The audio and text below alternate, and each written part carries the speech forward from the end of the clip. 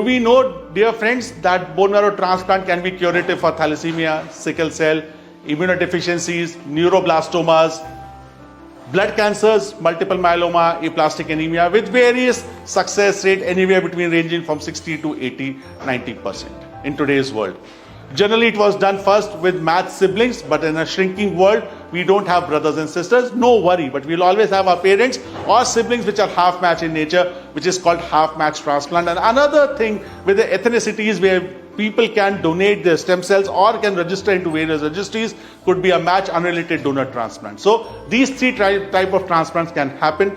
And once you're preparing to come to a center like ours for doing a bone marrow transplant, one thing what you require is high resolution HLA. HLA is a genetic makeup or a DNA strata of yours which tells you whether you are a match or not. Once you have a DNA, then you can travel with the blood test so that your disease is in remission, and you have to carry or bring your parents or your siblings along with you for a bone marrow transplant. But what is the requirement to make it a successful is you should be free of disease and you should not have infection. So make sure when you're traveling abroad for doing a transplant at our centers, you have to be away from infections, fever, and you have to have a match. If you don't have a match, high resolution HLA gives you an opportunity to be searched into various registries, and after registries a half match transplant can be done. Once you arrive in India, both the donor and the recipient gets a blood test done to know whether they are a match, full match. Again, the tests are repeated, check for their infections, check for their heart and kidney status,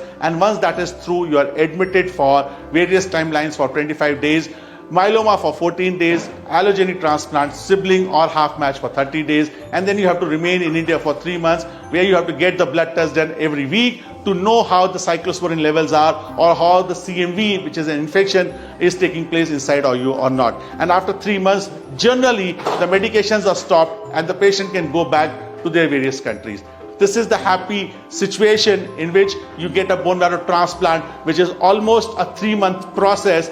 During this time, you stay 25 days indoor and the rest of the time you stay outside. So wishing you best of luck, and with a promise that in today's world, we can beat blood cancer by doing bone marrow transplant. And that's what this biggest and the largest team of bone marrow transplants do every day in this FMRI Institute of Blood Disorder.